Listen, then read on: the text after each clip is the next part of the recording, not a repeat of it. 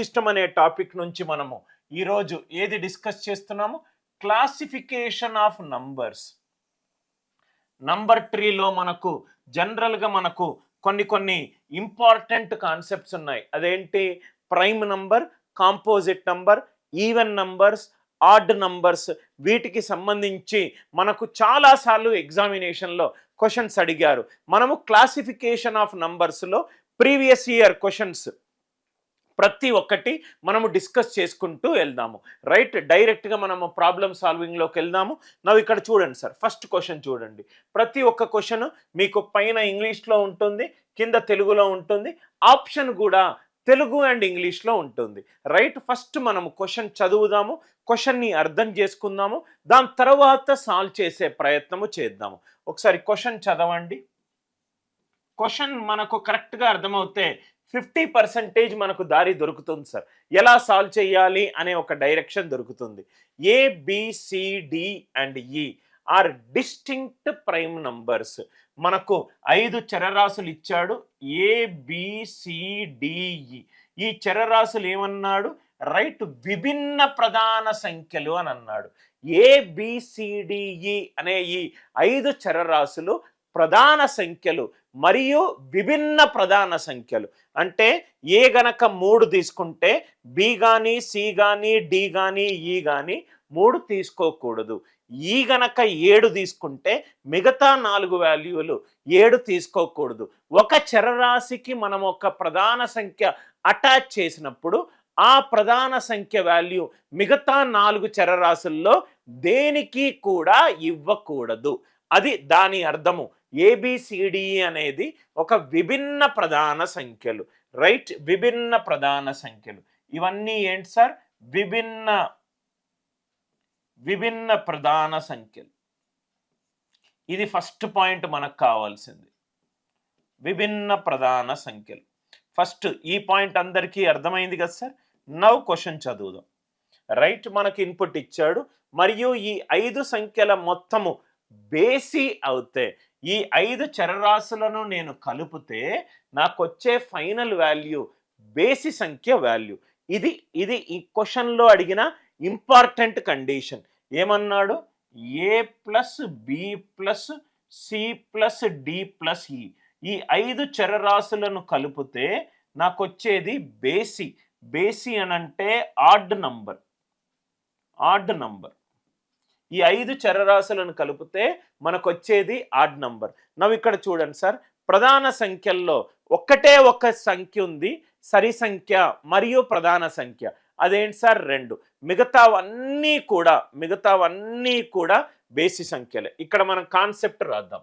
Concept ఏంటంటే, ఏదైనా మనము ప్రధాన సంఖ్య తీసుకుంటే, ఏదైనా ప్రధాన సంఖ్య ప్రైమ్ నంబర్, ఏదైనా ప్రధాన సంఖ్య తీసుకుంటే రైట్, 2 కంటే ఎక్కువ ఉన్న ప్రతి ప్రధాన సంఖ్య ఏమవుతుంది? ఆడ్ నంబర్ అవుతుంది. ఇది మనందరికీ తెలిసిన విషయమే.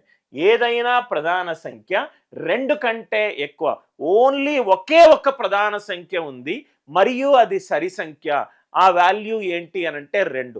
2 కాకుండా ఏ నంబరు ప్రధాన సంఖ్య కూడా సరి సంఖ్య అయ్యే ఛాన్స్ లేవు. మిగతావన్నీ కూడా బేసి సంఖ్యలు. ఏదైనా ప్రధాన సంఖ్య 2 కంటే ఎక్కువ ఉంటే అది రైట్ బేసి సంఖ్య అయి ఉంటుంది. ఇక్కడ ఏమన్నాడు సార్? 5 వాల్యూలను కూడితే నాకు ఏం రావాలి? బేసి సంఖ్య రావాలి. 5 వాల్యూలను కూడితే బేసి సంఖ్య రావాలి.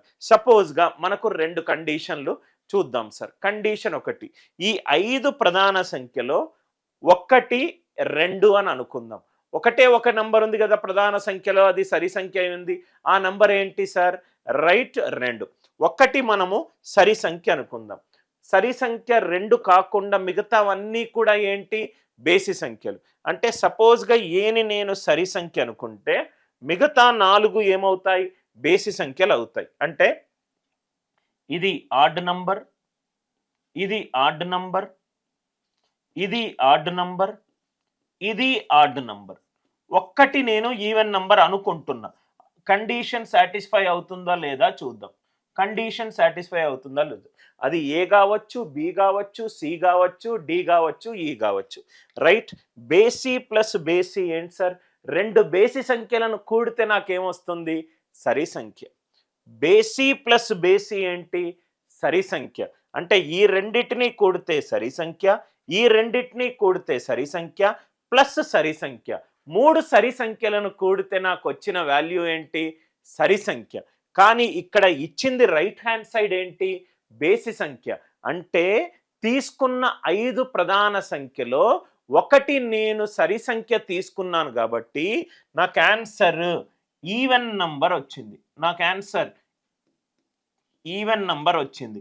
ఈవెన్ నంబర్ రాకూడదు అని అంటే నేను ఒక నంబర్ని సరి సంఖ్యగా తీసుకోకూడదు. అందరికీ లాజిక్ అర్థమైంది కదా సార్?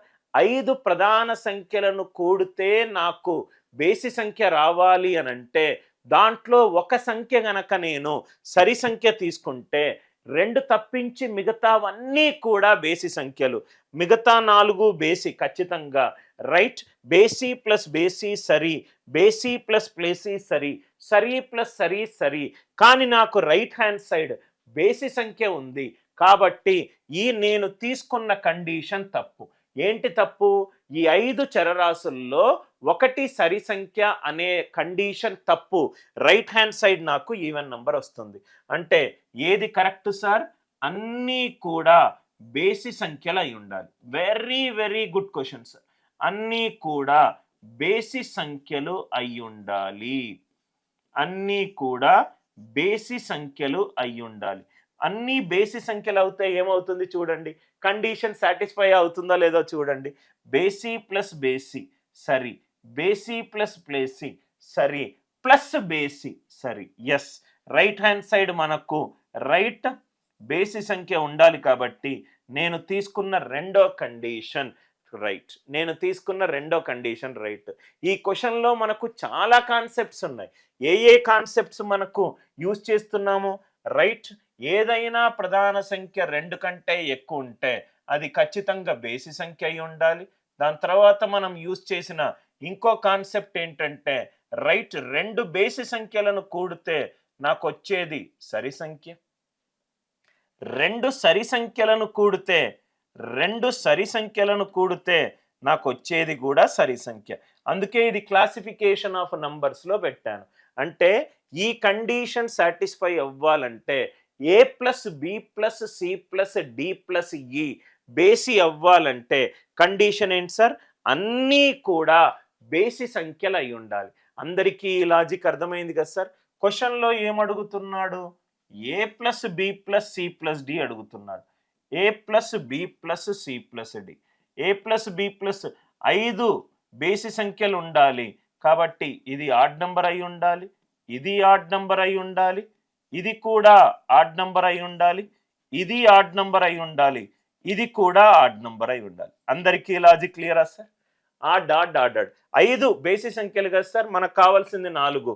సో 4 బేసి సంఖ్యలను కూడితే బేసి ప్లస్ బేసి సరి, బేసి ప్లస్ బేసి సరి, సరి ప్లస్ సరి సరి. అంటే ఆన్సర్ ఏమవుతుంది? సరి సంఖ్య అవుతుంది. A plus B plus C plus D ఏమవుతుంది? సరి సంఖ్య అవుతుంది. సరి సంఖ్య ఎక్కడ ఆన్సర్ ఉంది? సరి సంఖ్య ఎక్కడ ఆన్సర్ ఉంది చూడండి sir. Right, even prime number. No no no no no right, అది ప్రైమ్ నంబర్ అవ్వాల్సిన అవసరం లేదు. Odd plus odd plus odd plus odd. నేను తీసుకున్న ప్రతి ఒక్క బేసి సంఖ్య అది ప్రధాన సంఖ్య. ఆ ప్రధాన సంఖ్య ఎప్పుడూ 2 కంటే ఎక్కువ ఉంటుంది. అంతే కదా సార్? 2 కంటే ఎక్కువ ఉన్న నంబర్లను కూడితే ఆన్సర్ డెఫినెట్గా 2 కంటే ఎక్కువ వస్తుంది. సో కాబట్టి ఆన్సర్ ఏంటి? Option A. ఆన్సర్ ఏంటి? Option A. ఈ క్వశ్చన్కి ఆన్సర్ ఏంటి? Option A. ఆన్సర్ ఏంటి? A plus B plus C plus D అనేది సరి సంఖ్య. చాలా ఇంట్రెస్టింగ్ క్వశ్చన్. 5 చరరాశులు ఉన్నాయి. ఆ 5 చరరాశులు కూడా ప్రధాన సంఖ్యలు అన్నాడు. ఈ 5 చరరాశుల మొత్తము నాకేం కావాలి? ఆడ్ నంబర్ కావాలి అని అన్నాడు. ఆడ్ నంబర్ కావాలి అని అన్నాడు కాబట్టి ఈ right hand side odd number రావాలంటే లెఫ్ట్ హ్యాండ్ సైడ్ 5 చరరాశులు అన్నీ కూడా బేసి సంఖ్యలు అయి ఉండాలి. ఏ బి సి డి ఈ 5 బేసి సంఖ్యలు అయి ఉండాలి. సో నాకు 4 వాల్యూల మొత్తం కావాలి.